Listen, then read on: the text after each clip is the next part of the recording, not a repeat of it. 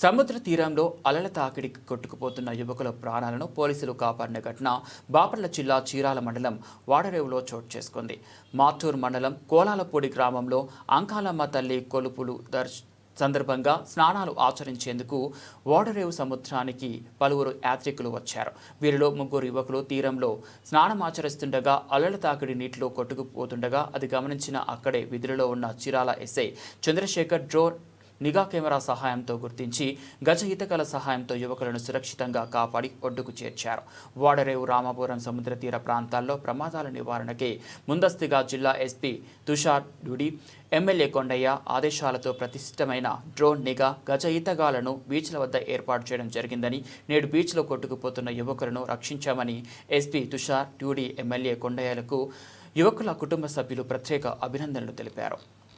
ఓడరేవు మరియు రామాపురం బీచ్ ప్రాంతాల్లో గౌరవ బాపట్ల జిల్లా ఎస్పీ గారైన తుషార్ డ్యూడి ఎబిఎస్ఆర్ గారి ఆదేశాల ప్రకారం చీరాల డిఎస్పీ గారు మోహన్ సార్ మరియు చీరాల రూరల్ సిఐ గారైన శేషగిరిరావు సార్ ఆధ్వర్యంలో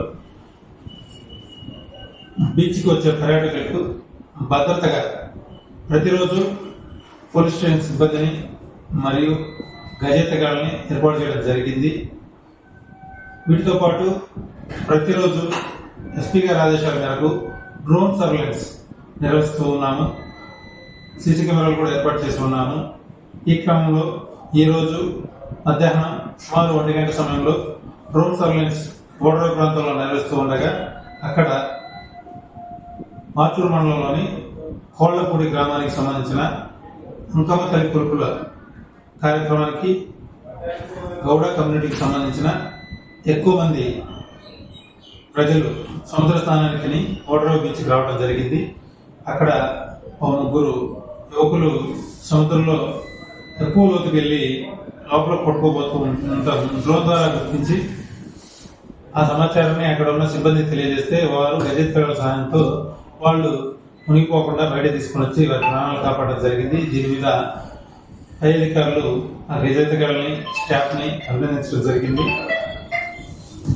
ప్రజలందరికీ పోలీస్ డిపార్ట్మెంట్ తరఫున ముఖ్య విజ్ఞప్తి, ఎవరైతే సముద్ర స్నానానికి బయట ప్రదేశాల నుంచి రామాపురం ఓడరేవు వస్తున్నారో వారందరూ పోలీసు వారు సూచించిన సూచనలు సలహాలు ఖచ్చితంగా పాటించాలి.